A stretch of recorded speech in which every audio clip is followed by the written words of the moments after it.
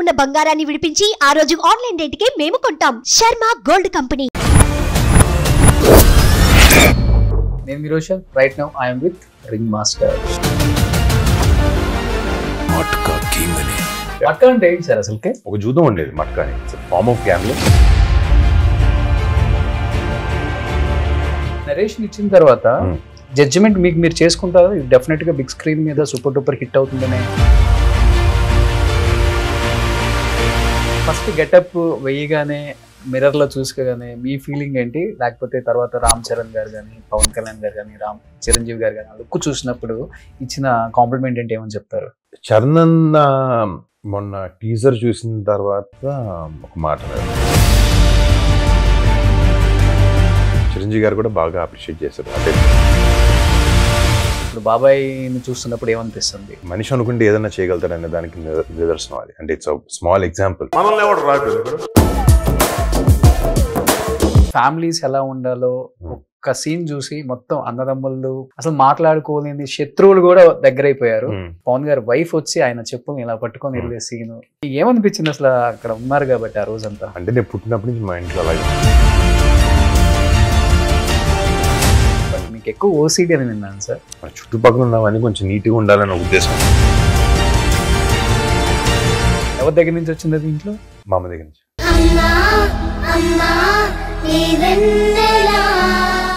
Hi hello, welcome to Suman TV. నేను Niroshan. Right now I am with ring master. So ring కూడా పెట్టుకొని వచ్చారు అనుకుంటా. ఏదో మా స్టైలిష్ తీసేవారా? తీసేయమంటారా? మీరు ఏది పెట్టుకున్నా బాగుంటుంది. Thank you. ఎందుకంటే అంత హైట్ ఉన్నారు కాబట్టి ఏదైనా సెట్ అవుతుంది. Thank you. So first of all matka ఎక్కడ చూసినా కానీ ఇది నడుస్తుంది. ఇప్పుడు మన యూట్యూబ్ లో ఏం నడుస్తుందిరా అంటే మట్కా నడుస్తుంది. అట్లా అయిపోయింది. అంటే కంటెంట్ కొంచెం ఎర్లీగా రిలీజ్ చేద్దాం అనుకున్నాం, కానీ ఇప్పుడు సడన్ గా అన్ని లాస్ట్ మినిట్ ప్రతిదీ రిలీజ్ చేస్తున్నాం. సో ఎవ్రీ 2 days కి ఏదో ఒక పీస్ ఆఫ్ కంటెంట్ సినిమా నుంచి వస్తుంది. ఓకే. అంటే మట్కా ట్రైలర్ చూసిన తర్వాత అంటే నాకైతే అనిపించింది, అంటే ఒక హీరో, ఒక స్టార్ హీరో ఇది కాదు వరుణ్ తేజ్ గారి intention. Different stories, different characters చూస్ చేసుకున్నప్పుడు మనం ఇంకొక 20-30 సంవత్సరాల తర్వాత కూడా ముందు జనరేషన్స్ కి అండ్ ప్రెసెంట్ జనరేషన్స్ కూడా నిలిచిపోతాం అట్లా అని చెప్తుంటారు. అప్పుడులో ఎన్టీఆర్ గారు చేసేవాళ్ళంట అని. సో అదేమన్నా ఫాలో అవుతున్నారా ఏంటి? ప్రతి సినిమాకి డిఫరెంట్ ఇది యాక్చువల్లీ ఇది ప్రాపర్ కమర్షియల్ సినిమానే. అంటే ఒక చిన్న క్యారెక్టర్ ఏజ్ జర్నీ కొంచెం ఎక్కువ రోజులు ఉంటుంది. అంటే ఎక్కువ రోజులు అంటున్నా, ఎక్కువ సంవత్సరాలు, ఒక 20 ఏళ్ళ నుంచి 50 ఏళ్ళ వరకు ఈ వాసు గాడి కథే ఈ సినిమా, ఇంకా జర్నీయే ఈ సినిమా కథ. అంటే సో దాంట్లో ఏజ్ డిఫరెన్స్ చూపించడం కోసం ఆ వేరియేషన్స్ ఇన్ గెటప్ ఉంది తప్ప, ఒక కొత్త వరల్డ్, ఒక 1960s, 70s, 80s టైంలో ఒక అండర్ వరల్డ్ గ్యాంబ్లింగ్ సర్క్యూట్లో ఎలా ఉంటుంది ఆ ప్రపంచం అనేది, అది కొత్తదనంగా ఉంటుంది అది.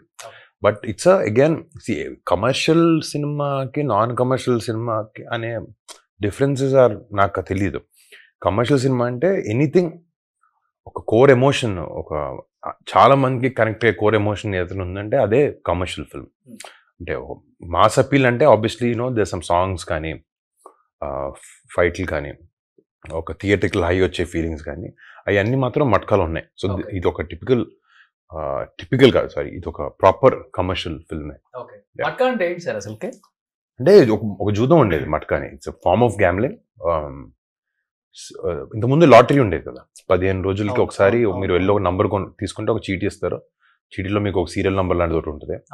15 రోజులకి ఒక విన్నర్ అనౌన్స్ చేస్తారు. ఆ విన్నర్కి పలానా పూల్ వచ్చిన డబ్బుల నుంచి ఎంతో కొంత ఇస్తారు, మీతో ఉంచుకుంటారు. అది ఈ రతన్ ఖత్రీ ఒక వ్యక్తి ఉన్నాడు. 1960s తను పాకిస్తాన్, ఆఫ్ఘనిస్తాన్ దగ్గర నుంచి ఒక రెఫ్యూజీగా ఇండియా బాంబేకి వచ్చి ఒక డాన్ కింద పని మొదలుపెట్టి ఒక చిన్న స్థాయి నుంచి ఎక్కడో ఒక చోట ఇన్స్పైర్ అయ్యి జనాల్లో ఉండే ఆశని వీటన్నిటిని వాడు అబ్జర్వ్ చేసి ఒక లాటరీ లాంటి గేమ్ ఒకటి పెడితే బాగుంటుంది. జనాలు 15 రోజులు వెయిట్ చేసి ఓపిక కూడా లేదు జనాల దగ్గర. పొద్దున్న డబ్బులు పెడితే సాయంత్రానికి డబ్బులు రావాలి, జనాలకి అంత టైం లేదు, ఆ ఆశ మీద ఆడదాం అని చెప్పి తన ఈ మట్కా గేమ్ని స్టార్ట్ చేశాడు అనమాట. సింపుల్గా ఏంటంటే ఎవ్రీడే ఒక ఓపెనింగ్ బ్రాకెట్, క్లోజింగ్ బ్రాకెట్ అని ఉంటుంది. ఒక బ్రాకెట్లో 0 నుంచి 9 numbers ఉంటాయి. సో 10 numbers ఒక దాంట్లో. సో నువ్వు ఒక షాప్కి వెళ్ళగానే షాప్లో ఒక బోర్డు ఉంటుంది, ఓపెనింగ్ బ్రాకెట్ క్లోజింగ్ బ్రాకెట్ అని ఉంటుంది. మీరు వెళ్ళగానే ఓపెనింగ్ బ్రాకెట్లో 1 నుంచి 0 నుంచి 9 వరకు మీరు ఒక నంబర్ చూస్ చేసుకుంటారు. సరదాగా 7 లేకపోతే 6 లేకపోతే 5 చూస్ చేసుకుంటే 5 చూసి మీరు 10 రూపాయలు ఇచ్చారు. 10 రూపాయలు ఇవ్వగానే సాయంత్రానికి ఆ నంబర్ వస్తే ఓపెనింగ్ బ్రాకెట్లో మీకు 1కి 9 సార్లు ఇస్తారు డబ్బులు. అంటే మీ 10 రూపాయలు మీకు 90 రూపాయలు వస్తుంది. సో క్లోజింగ్ బ్రాకెట్ ఇంకొకటి, దీంట్లో మీరు 10లో ఒక నంబర్ చూస్ చేసుకోవచ్చు, క్లోజింగ్ బ్రాకెట్లో 10లో ఒక నంబర్ చూస్ చేసుకోవచ్చు. కానీ బ్రాకెట్ అని ఉంటుంది. బ్రాకెట్ అంటే ఫస్ట్ 10 నంబర్లో ఒక నంబర్ ఏదైతే నంబర్ మీరు సెలెక్ట్ చేశారు, సెకండ్ చేసిన నంబర్ సెలెక్ట్ చేసింది ఏదైతే ఉందో ఆ 2 కలిపి వచ్చినాయి అనుకోండి నంబర్. సో మీరు 2 ఓపెనింగ్ బ్రాకెట్ క్లోజింగ్ బ్రాకెట్ కరెక్ట్గా చెప్తే దాన్ని బ్రాకెట్ అంటారు.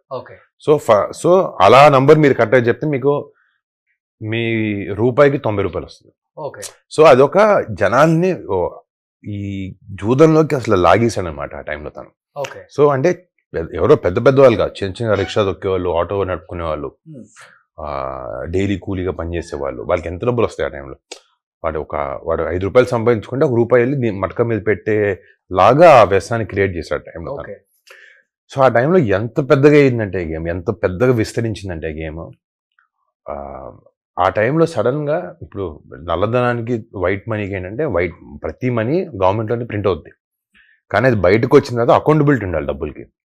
సో డబ్బులు బ్యాంక్ బయటకు వస్తుంది, ఒక్కొక్కరి చేతులు మారుకుంటూ వెళ్ళి ఆఖరికి డబ్బులు మళ్ళీ బ్యాంకే చేరాలి. అప్పుడే ఒక ఎకానమీ స్థిరంగా ఉంటుంది. ఆ టైంలో ఒక దగ్గర 500 కోట్ల డబ్బు బయటకు వెళ్ళి మళ్ళీ తిరిగి రాలేదు. అది బ్లాక్ మనీగా ఇలాంటి ఈ మట్కా అనే ఒక జూదంలో ఇరుక్కున్న డబ్బులు అవన్నీ. సో ఈ గేమింగ్ వల్ల అంటే ఈ గేమ్ వల్ల ఎక్కువ రాబరీస్ జరుగుంటాయి, చాలా ఇలాంటి అంటే డబ్బు ఎక్కడుందో, ఎవరు ఎక్కువ డబ్బులు సంపాదించే ప్రతి చోట ప్రాబ్లమ్స్ వస్తాయి. అది ఇల్లీగల్ గా స్పెసిఫిక్లీ. సో అవన్నీ ఆస్పెక్ట్స్ టచ్ చేయాలని ట్రై చేస్తున్నాం. సో ఇది నిజంగా జరిగింది. అంటే ఒక టైంలో అతను ఎంత పవర్ఫుల్ అయ్యాడంటే, ఎంత డబ్బు ఉందంటే తన దగ్గర, దేశం మట్కాని లీగల్ చేసేసి లైసెన్స్ ఇస్తే దేశం కూడా అప్పు తీర్చేస్తా అని చెప్పాడు. అబ్బా, అంటే ఇంకా మీకు జస్ట్ ఇమాజిన్ తన దగ్గర ఎంత డబ్బు ఉంటుంది అని. సో అంటే కానీ ఇప్పుడు అలాంటి డబ్బు ఉన్నా కూడా అలా అనేవాడు ఒక ఎలాంటి స్టేట్ ఆఫ్ మైండ్ లో ఉంటుంటారు అలాంటి వ్యక్తి. సో అలాంటి వ్యక్తి క్యారెక్టర్ అతను కనిపెట్టిన గేమ్ ఇవన్నీ బాగా ఇంట్రెస్టింగ్ అనిపించి సినిమా తీద్దాం అనుకున్నాను. ఓకే, సో ఆయన కూడా మీలాగా హైట్ గా అందంగా ఇంతే ఉంటారా సార్? అది నాకు తెలియదు. అంటే ఫోటో నేను ఆయన పెద్దోడు అయిపోయిన తర్వాత ఒక ఫోటో చూశాను. నాలైతే ఉండడు, బట్ అంటే బయోపిక్ కాదు తీసేది. బయోపిక్ తీస్తే మన రిజెంబ్లెన్స్ ఆయనలాగా ఉండాలనుకుంటాం. ఈ క్యారెక్టర్ ఫిక్షన్ క్యారెక్టర్. ఈ వాసు అనేవాడు ఎవడు లేడు, ఆడు కొత్తగా మేము తయారు చేసి డైరెక్టర్ గారు పేపర్ మీద రాసిన క్యారెక్టర్ అనమాట. కానీ ఆ ట్రేడ్స్ ని ఒకవేళ రతన్ కత్తి అనే వ్యక్తి వాసు అయితే ఏంటి చూసారా ఫోటో మీద? చూసాను. ఎలా అనిపించారు? అంటే ఆయన చాలా మామూలుగా ఉంటారు అసలు. అంటే నీ పక్కన కూర్చున్నా కూడా ఇతన అని అనుకుంటాం, అంత సర్వసాధారణంగా ఉండే వ్యక్తి ఆయన. సో మాకు అదే అన్న సినిమా బయోపిక్ తీద్దాం అని కాదు, ఒక మంచి కమర్షియల్ సినిమా తీద్దాం ఈ పాయింట్ తో అన్న ఉద్దేశంతో రాయడం జరిగింది. సార్ ఈ సినిమాలోనే కదా సర్వేపల్లి రాధాకృష్ణ కదా లాల్ బహదూర్ శాస్త్రి కదా ఒక కారు వాడారు దీంట్లోనా? పాత కార్లా? పాత కారు లేదండి, నాకు తెలియదు. అంటే వాడేది చాలా పాత కార్లు దీంట్లో. ఫోటో ఉంది కదా? అవును, నా దగ్గరకు వచ్చింది, బట్ ఐఎమ్ నాట్ షూర్. నాకు చెప్పారు వాళ్ళు. నేను నడిపాను ఈ కార్ని. అదే ఆయనది? అది ఆయనది. ఓకే, అంటే చాలా ఓల్డ్ 70s టైం రిక్రియేట్ చేద్దాం అని చెప్పి చాలా కార్లు కానీ లేకపోతే అలాంటి టైంలో కాస్ట్యూమ్స్ కానీ ఆర్ట్ వర్క్ కానీ వాచ్లు ఎవ్రీథింగ్ రీక్రియేట్ చేసాం ఆ సినిమా ఆ టైంలోది. సో కొత్త విజువల్ గా మాత్రం చాలా యూనిక్ గా చాలా కొత్తగా అయితే అనిపిస్తుంది రేపొద్దున స్క్రీన్ మీద సినిమా. సో ఇప్పుడు హైట్ ఉన్న వాళ్ళకి ఏంటి చాలా బాగుంటారు స్క్రీన్ మీద అనుకుంటాం, కానీ హైట్ ఉన్న వాళ్ళకి అన్ని కష్టాలు ఉంటాయి. రొమాన్స్ చేసేటప్పుడు కష్టమే, ఫైట్స్ చేసేటప్పుడు కష్టమే, డాన్స్ చేసేటప్పుడు కష్టమే. ఒక్కొక్క కష్టం మీరు కూర్చొని మీరు రూమ్ లో కూర్చున్నప్పుడు అనుకున్నప్పుడు ఏమనిపిస్తుంది సార్? ఇప్పుడు ఫస్ట్ రొమాన్స్ చేసేటప్పుడు ఎలా అనిపిస్తుంది? అంటే నేను కష్టంగా రొమాన్స్ చేసేటప్పుడు ఎందుకు కష్టం అవుతుంది? కష్టం కదా మీకు? దేనికి? మీరేమంత జనరల్ గా రొమాన్స్ చేయడమే కష్టం అని హైట్ వల్ల పర్టికులర్ గా ఎందుకు నాకు తెలీదు. ఓకే, అంటే ఇట్స్ అంటే దేవుడు మనకి ఏదైతే ఇచ్చాడో దాన్ని మనం స్ట్రెంత్ గా దాన్ని మనం పాజిటివ్ వేలో వాడుకోవాలి. ఎప్పుడు ఫీల్ అవ్వలేదు నేను ఎందుకు హైట్ ఉన్నానని చెప్పి. మరి ఉన్న దాన్ని బాగా ఎలా వాడుకోవాలని చూసుకుని బట్టలు వేసుకుంటాం, లేకపోతే అలా కూర్చుంటాం, అలా నుంచుంటాం. మీరు చెప్పినట్టు మిగతావన్నీ వాట్ ఎవర్. ఓకే, సీన్లు చేసేటప్పుడు కష్టంగానే ఉంటుంది. అంటే ఇప్పుడు నా ప్రకారంగానే పెడతారు కదా షార్ట్, నా హైట్ తెలుసు కాబట్టి. సో కొత్త గేమ్ కష్టపడాల్సిన అవసరం లేదు. అప్పుడప్పుడు అవతల వాళ్ళు నుంచి ఉంటారు పాపం బాక్సుల మీద, సో వాళ్ళ కష్టం వద్దు అంతే. అంటే మా సినిమాలో ఆ హైట్ డిఫరెన్స్ ఉన్నప్పుడు కూడా కొంచెం క్యూట్ గా ఉంటుంది. పొడుగు అబ్బాయి కొంచెం హైట్ తక్కువ అమ్మాయి బాగుంటుంది ఆ పేరింగ్ అని అనుకున్నాం. డిఫరెంట్ గా నార్మల్ అందరూ పక్క పక్కన ఉండాలనుకుంటారు కదా. ఓకే, కానీ కెమెరా యాంగిల్స్ సజెషన్ షార్ట్స్ పెట్టినప్పుడు మాత్రం కెమెరా బ్యాలెన్స్ చేయడానికి వాడతారు అది. ఓకే, ఇప్పుడు నేను కూడా ఒకసారి ఎక్కాను అవతల వేరే బిల్లు ఉన్నప్పుడు. అదంతా జాగ్రఫీ, ఆ కెమెరా యాంగిల్ సెట్ చేసిన టైంకి అవసరం. సో ఇప్పటి వరకు మీరు చేసిన మూవీస్ లో మీ హైట్ కి బాగా మ్యాచ్ అయిన హీరోయిన్ అనిపించింది మీకు కూడా? ఒక మీనాక్షి. ఈమె కదా, మీనాక్షి 5'8" అంత హైట్, చాలా పొడుగు. సో తను ఎక్కడ నుంచోవాల్సిన అవసరం పడలేదు ఇక్కడ. తను పర్ఫార్మెన్స్ కూడా చాలా బాగా చేశారు. ఓకే, సో రియల్ లైఫ్ లో వరుణ్ తేజ్ గారికి అంటే అందరికి క్లీనింగ్ అంటే నీట్నెస్ అంటే అన్ని ఇష్టమే, బట్ మీకు ఎక్కువ ఓసిడి అని విన్నాను సార్. ఓసిడి మన చుట్టుపక్కల ఉన్నవన్నీ కొంచెం నీట్ గా ఉండాలనే ఉద్దేశం ఉంది బాగా. ఓకే, ప్లేస్మెంట్స్ కరెక్ట్ గా ఉండాలా? అంటే పడుకునేటప్పుడు రూమ్ చెత్తకుంటే నిద్ర రాదు నాకు. సో అట్లీస్ట్ కళ్ళకు కనపడకూడదు. సో కళ్ళకు కనిపించే వరకు కొంచెం నీట్ గా మెయింటైన్ చేస్తుంటాను. ఓకే, సో అంతవరకే కానీ హ్యాండ్ వాష్ ఎక్కువ టైమ్స్ చేసుకోవటం చేసుకోను అంత ఎక్కువ బాగా. అంటే ఏదో తినేటప్పుడు మొహం తప్ప అది ఓసిడి కూడా లెవెల్స్ రైట్. చాలా very basic, just environment clean గా ఉండాలన్నంత వరకే ఉంది, దానికన్నా ఎక్కువ లేదు. ఓకే, ఎవరి దగ్గర నుంచి వచ్చింది అది ఇంట్లో? మా అమ్మ దగ్గర నుంచి. మా అమ్మ అసలు కూర్చోదు. నేను ఎప్పుడే సరదాగా ఇంటికి వెళ్ళాను షూటింగ్ తర్వాత, చాలాతో కలుస్తున్నాం, ఒక 2-3 రోజులు బిజీగా ఉండి షూటింగ్ తో కలుస్తూ కూర్చున్నా కూడా 2 నిమిషాలు కూర్చుంటే టక్మని లేస్తే అక్కడ ఏదో ఒకటి సర్దుతూ ఉంటుంది మా అమ్మ. ఓకే, అమ్మలు మా వాళ్ళకి ఇంతే కదా, ఏదో ఒకటి సర్దుతూ ఏదో ఒకటి చేస్తూనే ఉంటారు. మా అమ్మకు బాగా ఎక్కువ క్లీనింగ్ అయింది. ఓకే, సో అమ్మ దగ్గర నుంచి అది వచ్చింది. అమ్మ దగ్గర నుంచి వచ్చింది సార్. ఓకే సార్, మట్కాలో ఇప్పుడు కరుణా కుమార్ గారు బిఫోర్ చేసింది ఒకటే మూవీ, రెండు సినిమాగా అంటే ఓటీటీ ఫిల్మ్ కూడా చేశారు. OTT films 2. స్టోరీని నమ్మారా లేకపోతే కరుణా కుమార్ గారు నమ్మారా? అంటే ఫస్ట్ ఆయనకు మంచి టేస్ట్ ఉందని నమ్మాను నేను. ఆయన రాకముందు, ఇప్పుడు ఒక డైరెక్టర్ వస్తాడంటే మనకు ఆయన మీద ఒక ఒపీనియన్ ఉండాలి కదా. నాకు ఆయనకు ఒక మంచి ఉద్దేశం ఉంది, మంచి సెన్సిబిలిటీస్ ఉందని తెలుసు. బట్ అల్టిమేట్గా కథే అవ్వాలి. ఎందుకంటే ఆయన వచ్చిన తర్వాత నేను సార్ ఇది తీద్దాం అనుకుంటున్నాను. అంటే కొన్నిసార్లు డైరెక్టర్లు చెప్పే కథ వాళ్ళ సెన్సిబిలిటీస్ ప్రకారంగా ఉన్నప్పుడు వాళ్ళు ఏదైతే కథ చెప్పాలనుకుంటున్నారో మనకు కనెక్ట్ అవ్వాలి మనం కూడా కథకి. లేకపోతే ఈ క్యారెక్టర్ నేను చేయగలుగుతాను అనుకోవడం, ఇవన్నీ ఫ్యాక్టర్స్ ఉంటాయి సినిమా ఓకే చేయడానికి. బట్ నాకైతే సెటప్ ఫస్ట్ ఆయన కలిసినప్పుడు నాకు మెయిన్ ఫుల్ నరేషన్ నేను చెప్పలే.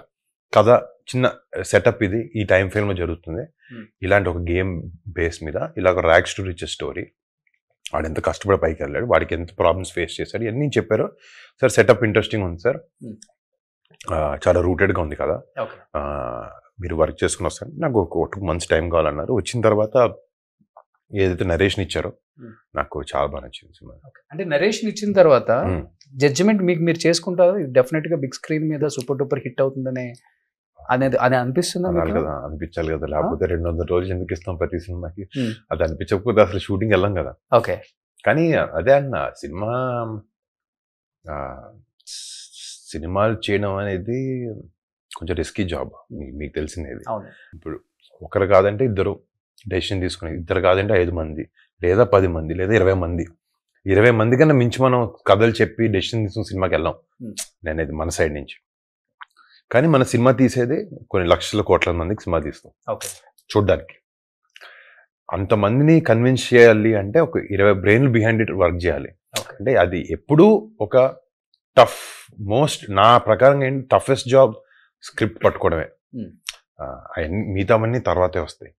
ఒక మంచి స్క్రిప్ట్ మీద మీరు రాస్తుంటారు కథలు? నేను రాయను. అంటే పట్టు అనేది ఇప్పుడు హిట్ పట్టినప్పుడు పట్టుంది అనిపిస్తుంది, లేనప్పుడు పోయింది అనిపిస్తుంది.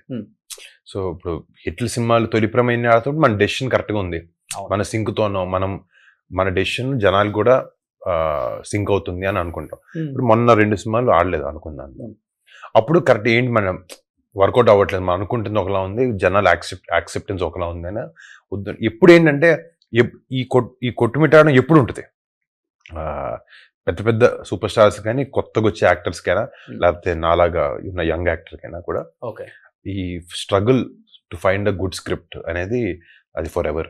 బట్ ఫెయిల్యూర్ వచ్చినప్పుడు ఛాలెంజింగ్ గా తీసుకుంటారు నెక్స్ట్ మూవీకి. తీసుకో, కింద పడితే లేవాలి కదా, లేచి పరిగెత్తాలి కదా అంతే. అంటే అంటే ఇంత ముందు మేబీ ఫస్ట్ టైం ఫేస్ చేసిన నాకు ఫస్ట్ సినిమాకే నాది అంత గొప్పగా ఆడలేదు సినిమా. మన అబ్బాయి బాగానే చేసాడన్న వరకే వచ్చింది. శ్రీకాంత్ గారి సినిమా పాటలు బాగున్నాయి, but it's not a hit. Attend flop కూడా కాదు సినిమా, యావరేజ్గా ఆడింది. అప్పుడే నేను చాలా ఎట్లాగా ఏంటి అనుకున్నా. అప్పుడు అర్థమైంది it's not the end of the world. Venkatesh గారు కూడా నాకు ఒకసారి F2 షూటింగ్, ఆయన చాలా ఎక్స్పీరియన్స్డ్ యాక్టర్, ఆయన F2 సినిమా చేస్తున్నా, వరుణ్ యాక్టర్గా నువ్వు పని చేసావు లేదా, యాక్టర్గా నువ్వు నీ బెస్ట్ ఇచ్చావా లేదా అనేదే నువ్వు ఆలోచించుకోవాలి. రిజల్ట్ నీ చేతితో లేదు, కానీ రిజల్ట్కి వెళ్ళే వరకు నువ్వు ఎంత వర్క్ పెడుతున్నావు, ఎంత బ్లడ్ ఎఫర్ట్ పెట్టి, ఎంత ఎఫర్ట్ నీ బ్లడ్ పెట్టి వర్క్ చేస్తున్నావు అనేది ముఖ్యం. బట్ కానీ అలా అనుకున్నా కూడా రిలీజ్ అవ్వక ముందు ఆడకపోతే ఒక బాధ ఉంటుంది కదా సినిమా. కానీ బాధ అనేది కొంచెం సేపు ఉన్నా కూడా ఎంత అర్లీగా మనం దాని నుంచి బయటకు వచ్చాం, ఎంత అర్లీగా నేర్చుకున్నాం. ఇప్పుడు మొన్న ఒక సినిమా పోయిన తర్వాత ఓకే ఎందుకు పోయింది మళ్ళీ చేయకూడదు అనుకుంటాం, నెక్స్ట్ కూడా మళ్ళీ అలాగే తప్పు చేస్తాం ఒకసారి. బట్ అదే అన్న, అది ఒక స్ట్రగుల్ అది. బట్ ఆ ఎఫర్ట్ ఇప్పుడు నిజంగా ఏంటంటే నెక్స్ట్ సినిమా ఒకవేళ హిట్ అయింది అనుకుందాం, దాని నెక్స్ట్ సినిమా పట్టుకోవడం కూడా అదే స్ట్రగుల్. సో హిట్ నుంచి అయినా ఫ్లాప్ నుంచి అయినా మనం ఫస్ట్ బయటకు వచ్చేసి నెక్స్ట్ సినిమా మూవ్ ఆన్ అవ్వాల్సిందే. అంటే ఇప్పుడు తొలి ప్రేమ లాంటి కల్ట్ క్లాసిక్ బాగా సెట్ అయింది మీకు ఆ రోల్. లవర్ బాయ్ గా మిమ్మల్ని తప్పితే ఎవరు ఊహించుకోవాలి కొన్ని రోజులు. అలా మెగా ఫ్రెండ్స్ ని డీపీ పెట్టుకున్న రోజులు అవి అందరూ. సో తర్వాత ఎందుకని అలా కాకుండా ఆ జోనర్ కాకుండా అంటే డిఫరెంట్ కొత్త అంటే నాకు తొలి ప్రేమ ఫిదా ఏంటంటే లవ్ స్టోరీస్ చాలా వేఫర్ థిన్ స్టోరీ మీద నడుస్తాయి లవ్ స్టోరీస్ మామూలుగా చాలా వరకు. ఫిదా ఒకటి ఫీమేల్ కాంప్లెక్సిటీస్, అమ్మాయి పెళ్లి చేసుకున్న తర్వాత నాన్నను వదిలేసి పుట్టిల్లు వదిలేసి అత్తగారింటికి నేను ఎందుకు వెళ్ళాలి, మా ఇంట్లో ఎందుకు వదిలేయాలని ఒక కాంప్లెక్సిటీస్ని డీల్ చేసే ఒక స్టోరీ అది. తొలి ప్రేమ ఒకటి అంటే ఒక చిన్న ఈగోల మీద, ఫీమేల్ మెన్ ఈగో మీద, అతి ప్రేమ మీద, దీని మీద బేస్ చేసుకుని చేసిన సినిమా. నాకు ఆ రెండు వాటి యునిక్నెస్ ఉన్నాయన్నమాట. ఒకే లవ్ స్టోరీ అయినా కూడా రెండు బాగా సక్సెస్ అయిన సినిమాలు రెండు. నాకు దాని తర్వాత ఇప్పుడు లవ్ స్టోరీ చేయాలంటే ఇంకొక ఏదో unique factor in love stories ఉండాలి. దాని తర్వాత విన్నావని నాకు ఏదో ఒకటి రెండు అలాగే అనిపించినాయి. ఇప్పుడు ఒక లవ్ స్టోరీ సైన్ చేశాను, అప్పుడు కన్నా కొంచెం 5 years పెరిగినా కూడా ఇప్పుడు ఒక మంచి లవ్ స్టోరీ సైన్ చేశాను, మైత్రి వాళ్ళతో చేస్తాను. అదే సో ఇదే మూవీ సార్ మీరు లావణ్య త్రిపాఠి గారు హీరో హీరోయిన్ తొందరలో వస్తుంది, అదేమన్నా ఎక్స్పెక్ట్ చేయొచ్చా మేము? మీరు ఏదో అడిగించాలని ట్రై చేస్తున్నా, అది కాదు సినిమా, అది కాదు, అది ఇంకో మూవీ అయితే తొలి ప్రేమ 2 ఆ సినిమా కాదు. ఆ మూవీ మేము ఇంకా జీవితాంతం అదే మూవీలో ఉంటాం. సో ఆ మూవీ ఇంట్లో ఉంటుంది సార్, మాకు స్క్రీన్ మీద కనిపించే మూవీ కావాలి లావణ్య త్రిపాఠి గారితో. సరే మీరు చెప్తున్నారు కదా చేస్తా.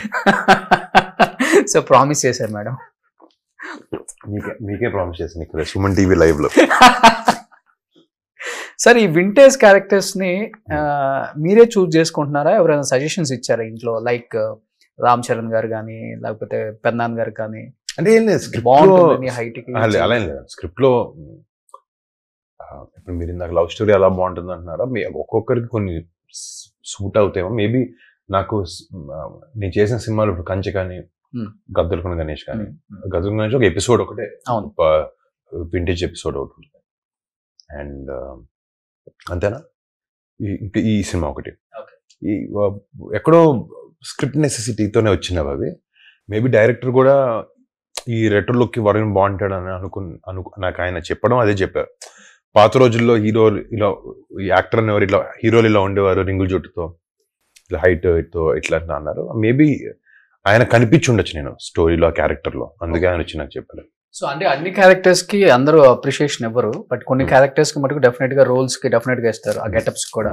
లైక్ మీ విషయంలో చూసుకుంటే గద్దలకొండ గణేష్ కి వావ్ అనిపించింది, తర్వాత ఈ గెటప్ చూసినప్పుడు ఓ మై గాడ్ అనిపించింది. అలా ఫస్ట్ అప్రిషియేషన్ ఈ సినిమా అనిపించాలని మనసారి కోరుకున్నాను. అంటే కొంచెం ఆ మాస్ మీటర్ లో ఉండే క్యారెక్టర్ అనమాట ఇది. అది చేసి నిజంగా గద్దలకొండ గణేష్ తర్వాత చేయలేదు, కొంచెం సీరియస్ రోల్స్ బాగా చేసింది. ఇది కొంచెం వైడ్ స్పాన్ ఉండే క్యారెక్టర్ అనమాట ఇది. యాక్టింగ్ కి కూడా బాగా స్కోప్ ఉండే పర్ఫార్మెన్స్ కూడా బాగా స్కోప్ ఉండే క్యారెక్టర్. దీంట్లో ఒకటి చెప్తారు, ఇక్కడ ఇక్కడ ఇక్కడ మనిషికి ఉండాల్సిన మంచి క్వాలిటీస్ అయింది ఉండకూడదు, అక్కడ కంట్రోల్ ఉండాలి అందరికి. అవును, అది మీరు డైరెక్ట్ గా చెప్పారు, ఇండైరెక్ట్ గా చాలా బాగా ఎక్కింది అందరికి. ఇంకోటి ఇక్కడ కూడా కంట్రోల్ ఉండాలి. అవును, నోట్లో నుంచి సరదాగా మాట వచ్చినా కూడా అది వెనక్కి తీసుకోలేం. అయితే మర్చిపోయి అది నా పర్సనల్ డైలాగ్, అది ఇక్కడ యాడ్ చేద్దాం. సో ఆ డైలాగ్ సింగిల్ టేకా సార్? ఒక్కసారి మీ స్టైల్లో చెప్పరా ప్లీజ్. ఇక్కడ చెప్పకూడదు, లైవ్ లో చెప్పద్దు అది. అంటే అది ఫస్ట్ విన్నప్పుడు ఇదేం నేను అరే బాగుంటుందా లేదా అని అనుకున్నా. అప్పుడు నేను నాలా ఆలోచించాను. ఆ క్యారెక్టర్ పాయింట్ ఆఫ్ వ్యూ నుంచి ఆలోచిస్తున్నప్పుడు వాడు అలాంటి మాస్ ఫెలోనే. వాడు ఏదైనా సూత్రం చెప్పాలనుకుంటే అంత రాగానే చెప్తాడు. మన రియల్ లైఫ్ లో అలా చెప్పం కదా. అవును, రియల్ లైఫ్ లో కొంచెం ఎబ్బడిగా అనిపించచ్చు, ఏంట్రా pointing out at various parts of the body. But ఆ క్యారెక్టర్ వాడు మాస్ ఫెలోనే, వాడు అలాంటి అప్బ్రింగింగ్ వచ్చినాడు. ఒకసారి వాడు బూతు కూడా మాట్లాడతాడు. నేను క్యారెక్టర్ వర్క్ అది. అంటే అది ఒక వాడి జీవితంలో వాడికి అంటే వాడు ఎంత కాన్ఫిడెంట్ అంటే ఏ మనిషికైనా మీరు పాత దాంట్లో అంటారు ఇప్పుడు సెక్షువల్ డిస్ట్రాక్షన్ వల్ల రాజ్యాలు కూలిపోయినాయి ఒక దాని వల్ల. సో ఈ ఫిలిం లో వాడికి వాడు వెళ్ళే ప్రతి స్టెప్ లో వాడికి ఏదో ఒక అడ్డంకి వస్తూనే ఉంటుంది. వాడి దాన్ని అధిగమించుకుని వెళ్తూనే ఉంటాడు. అది ఒక టైంలో అమ్మాయి అయి ఉండొచ్చు, ఒక టైంలో డిస్ట్రాక్షన్స్ అయి ఉండొచ్చు, వేరేవి రకరకాల డబ్బు గురించి వచ్చాయి. కానీ వాడు మాత్రం వాడు ఫోకస్ని అక్కడే పెట్టుకుని తలదించుకొని పైకి వెళ్తూనే ఉంటాడు. సో కొన్ని సిచ్యువేషన్లో వాడు ఆ డైలాగ్ చెప్తాడు. అంటే వాళ్ళు బాగా ట్రై చేసి అప్పుడు చెప్తాడు, నాకు ఇక్కడ కంట్రోల్ ఉంది కాబట్టి నేను ఇక్కడికి వచ్చాను. మంచి డైలాగ్ సార్. అది చాలా డీప్ మీనింగ్ ఉన్నది. క్యారెక్టర్కి ఎంత సూట్ అవుతుందో రియల్ లైఫ్ లో కూడా it's very important. For real life లో మనం అనుకున్న గోల్స్ ఏదైనా రీచ్ అవ్వచ్చు, ఐ కంట్రోల్ ఉంటే. అది గ్రేట్ అసలుకి. బట్ మీరు చెప్పడం ఇంకా వేరే లెవెల్లో ఉంది. అక్కడ రాయడం గ్రేట్, అది చెప్పడం ఓకే. తర్వాత ఫాలో మన ఏదో ఒక ఇంటర్ప్రిటేషన్ చెప్తాం. సో ఫస్ట్ గెటప్ వేయగానే మిర్రర్ లో చూసుకోగానే మీ ఫీలింగ్ ఏంటి? లేకపోతే తర్వాత రామ్ చరణ్ గారు కానీ, పవన్ కళ్యాణ్ గారు కానీ, చిరంజీవి గారు కానీ లుక్ చూసినప్పుడు ఇచ్చిన కాంప్లిమెంట్ ఏంటి, ఏమని చెప్తారు? నాన్న గాని చరణ్ అన్న మొన్న టీజర్ చూసిన తర్వాత ఒక మాట అన్నాడు, నాకు భయం వేసింది నేను చూస్తే అన్నాడు. It's a compliment Varun. Like అంటే ఎక్స్ప్రెషన్ అంటే వాడు చాలా స్కేరీగా ఉంటాడు కదండి లాస్ట్ లో వెనక్కి తిరిగి ఇట్లా మాట్లాడి ఇది ధర్మం అని చెప్పే డైలాగ్ దగ్గర. అంటే ఆ విలన్, నువ్వు ఆ విలన్ చూస్తే మాకు రావాల్సిన ఫీలింగ్ ఏంటి? భయం. నాకు నిన్న చూస్తే మాత్రం బ్లడీ హెల్, ఇడు చాలా భయంకరంగా ఉన్నాడు ఈడు అన్న ఫీలింగ్ వచ్చింది నాకు. ఇట్ లుక్స్ వెరీ గుడ్ అన్న. అంటే అది భయపడ్డమే ఆ క్యారెక్టర్ పని.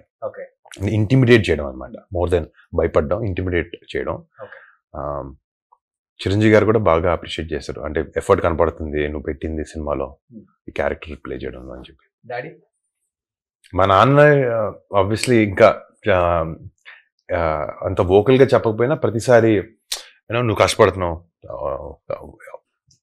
ఇట్లు వర్క్ ఇట్లాగే చెప్తున్నారు తప్ప అంత బ్రాడ్ ఎక్స్ప్లెనేషన్ ఏం చెప్పరు. బట్ ఆయన సపోర్ట్ అనేది డెఫినెట్గా నాకు ఇప్పుడు.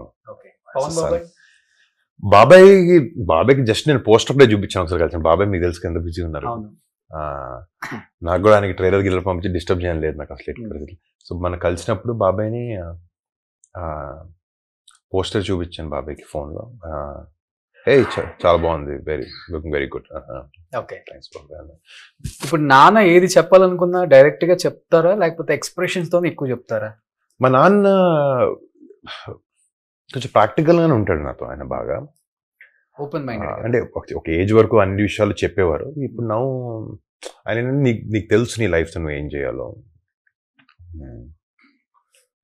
నువ్వు అర్థం చేసుకుని నువ్వు వర్క్ చేయగలుగుతావు towards it. You're smart enough అని ఒక ఉద్దేశంలో ఉంటారు ఆయన. బట్ మీలో నాన్న చూసుకుంటున్నారు ఆయన్ని? ఏ తండ్రైనా కొడుకులో తను చూసుకుంటారు కదండి. నా ఇంటర్వ్యూలో చెప్పారు నాన్నగారు ఒకసారి, నేను అవ్వలేకపోయాను బట్ నా కొడుకు అయ్యారు, నేను చూసుకుంటున్నాను అని.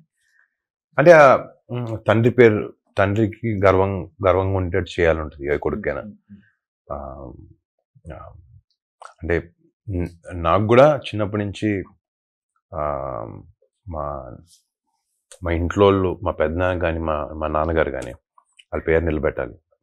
కొత్తగా నేను నిలబెట్టడానికి ఏం లేదు అక్కడ. వాళ్ళు చాలా హ్యూజ్ సక్సెస్ అయ్యారు సినిమాలో. వాళ్ళు గర్వంగా చూడాలి నా వైపు.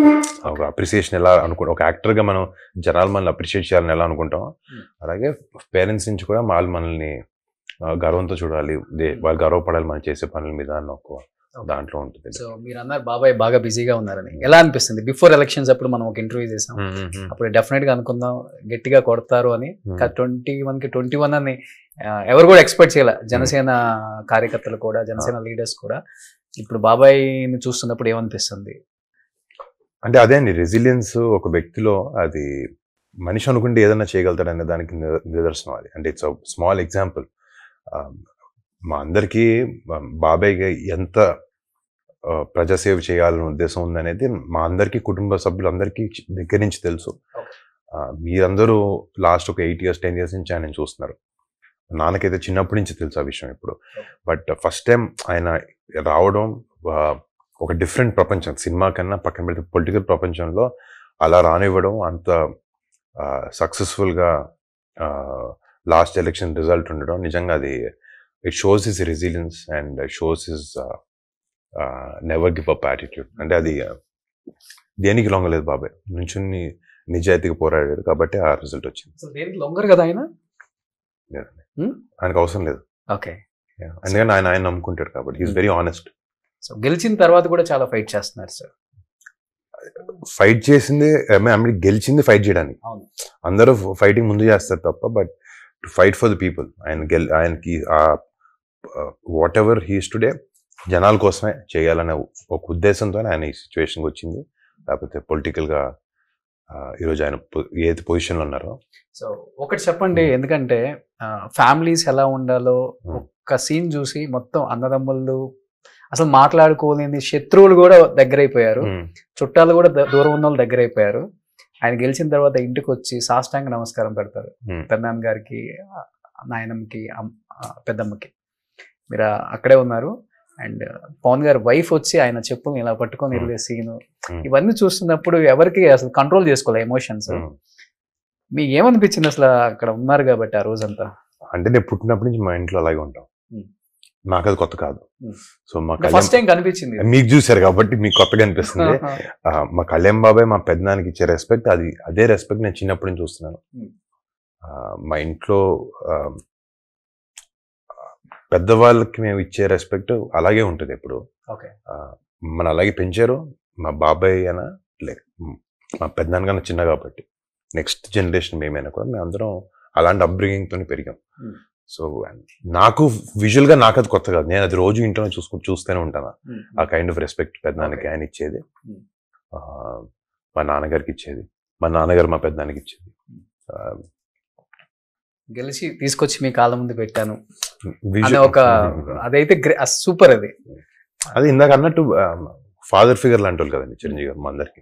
బాబాయ్ కూడా అన్నయ్యన కూడా ఇంటి పెద్ద కాబట్టి ఆయన ఫాదర్ ఫిగర్ లాంటి వాళ్ళు. ఏ గెలుపైనా మేము ఏ చేసినా కూడా ఎక్కడో మా మూల కారణం ఆయనే. సో మేబీ అలా అనిపించి ఆయన చేసి ఉండొచ్చు. టైం ఇస్తున్నారు ఫ్యామిలీకి, ఇప్పుడు బిజీగా ఉన్నారు. మొన్న దివాళీకి అందరం కలిసే మా కొత్త ఇంట్లో కూర్చున్నాం, అందరం మధ్యాహ్నం లంచ్కి డిన్నర్కి చిరంజీవి గారి ఇంటికి వెళ్ళాం, అందరం ఫ్యామిలీ అందరం కలిసి. Okay sir, last time final గా 6.2 అడుగులు ఉన్న వరుణ్ తేజ్ గారు హీరో కాకపోతే 4 ఏమయ్యే వాళ్ళు? అలా ఇంటర్వ్యూ చేస్తున్నాండి ఇలా. ఎందుకంటే కష్టమైన క్వశ్చన్ ఇటు ఉంటుంది కదా, మీకు ఉండదు కదా, అందుకే మీ వైపు కూర్చొని ఇంటర్వ్యూలు చేస్తుండే ఒక ఛానల్ పెట్టి. టాలెస్ట్ హీరో టాలీవుడ్ లో మీరే కదా? అవునండి. మీరు ఆ హోంవర్క్ చేయకుండా వచ్చారు ఇంటర్వ్యూకి? దీనికి హోంవర్క్ ఎందుకని చేయలేదు సార్.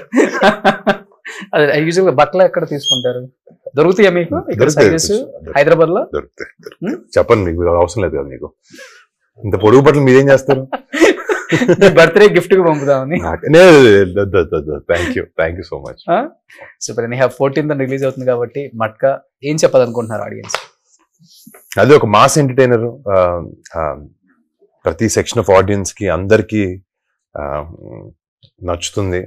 రేపు థియేటర్లో ఈ 70s 60s టైం ఫ్రేమ్ ని టైంలోకి మనం ట్రాన్స్పోర్ట్ చేసి ఒక యాక్షన్ బేస్డ్ ఇంటెన్స్ డ్రామాని రేపు థియేటర్లో మీరు అందరూ చూడబోతున్నారు. అండ్ చాలా మంచి పర్ఫార్మెన్సెస్తో, చాలా మంచి సాంగ్స్తో, చాలా ఇంటెన్స్ యాక్షన్ సీక్వెన్సెస్తో సినిమా ఉండబోతుంది. అండ్ రేపొద్దు మీరు ఆ సినిమా చూసి మీ అందరికి నచ్చుతుందని కోరుకుంటున్నాను. Thank you sir, thank you so much. Wish you good luck entire team of matka. Thank you. Suman టీవీలో మీ పర్సనల్ అండ్ బిజినెస్ ప్రమోషన్స్ కోసం కింది నెంబర్కి కాంటాక్ట్ చేయండి.